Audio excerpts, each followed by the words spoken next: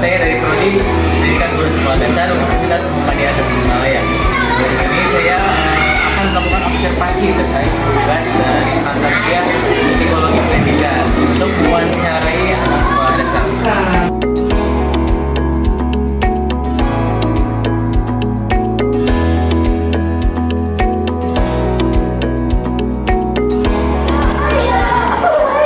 Mungkin untuk pertanyaan yang pertama ya Pak, melihat kemampuan siswa yang saat ini Pak, gitu, ada yang susah dalam belajar gitu ya Pak, ada yang cepat dalam belajar gitu.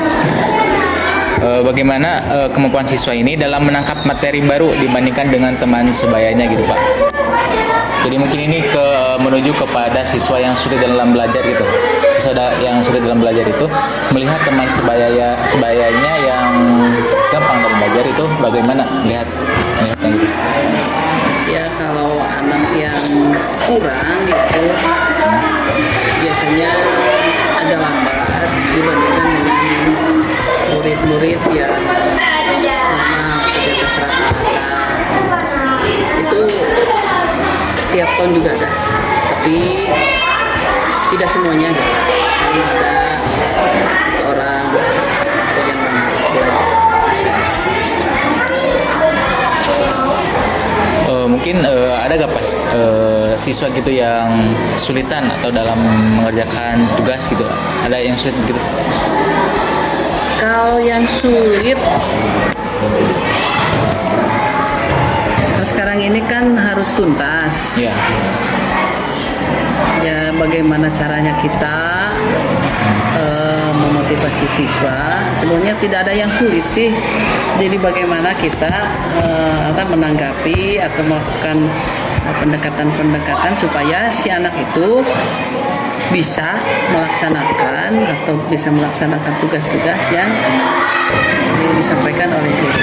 Sebenarnya sulit sih ada, itu kan tugas guru. Tapi di samping kesulitan itu kita harus berusaha sehingga si anak itu bisa melaksanakan tugas-tugas atau bisa melaksanakan kegiatan pembelajaran dengan tuntas. Tapi kalau yang sulit itu misalkan rating naik, kalau yang biasa itu 10 menit udah beres. Kemudian kalau yang lambat Pak itu kan sampai ke setengah jam. Ada. Apakah ada perilaku spesifik yang ditunjukkan siswa saat ia mulai merasa bosan atau frustasi dengan pelajaran gitu? Ada perilakunya, misalkan dia sudah tidak konsentrasi dalam pembelajaran.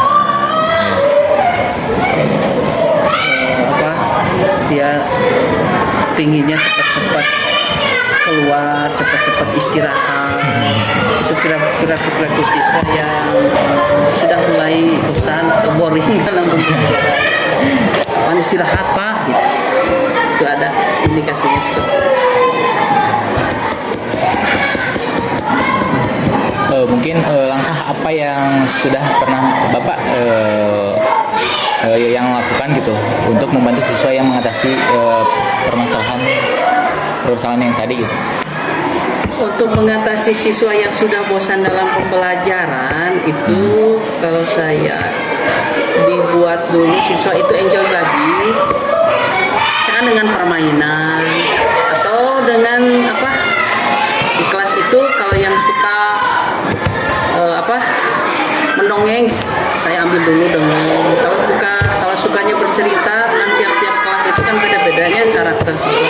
Kalau sudah ada cerita dulu, kan dia masuk lagi ke dunia pembelajaran. Nah setelah dia siap konsentrasi,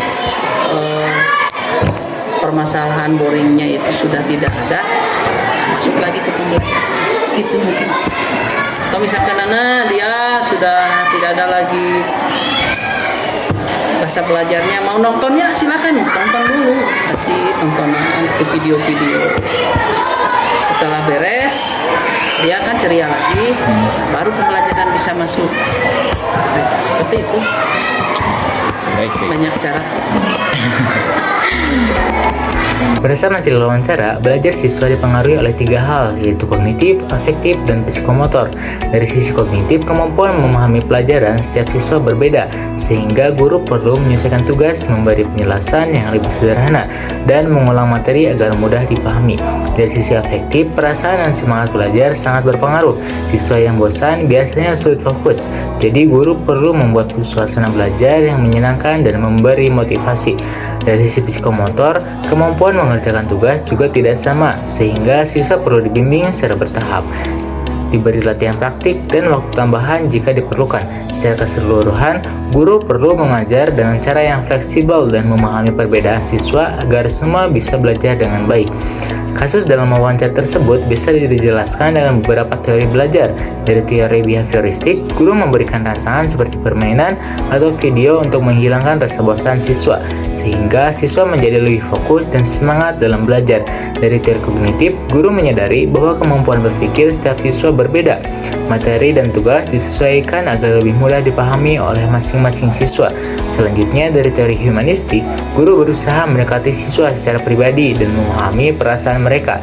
Ini menunjukkan bahwa guru memperhatikan kenyamanan dan kondisi emosi siswa agar mereka lebih termotivasi. Sedangkan dari teori konstruktivisme, pembelajaran dilakukan melalui kegiatan seperti bercerita dan bermain, sehingga siswa bisa memahami materi melalui pengalaman langsung. Secara sederhana, pendekatan yang paling terlihat dalam kasus ini adalah kognitif dan humanistik, karena guru lebih fokus pada kemampuan berpikir dan kondisi perasaan siswa dalam proses belajar. Intervensi sederhananya untuk membantu siswa yang kesulitan belajar bisa dilakukan melalui 3 aspek. Dari sisi kognitif, guru dapat membuat jadwal belajar yang tidak terlalu lama tetapi rutin, serta mengulang materi dengan berbagai cara agar lebih mudah dimengerti. Dari sisi afektif, guru perlu menjaga semangat belajar siswa dengan menciptakan suasana yang menyenangkan, misalnya dengan ice breaking, bercerita, atau menonton video. Sedangkan dari sisi psikomotor, guru dapat memberikan tugas secara bertahap, menggunakan alat bantu yang nyata, dan memberi waktu tambahan bagi siswa yang memerlukannya.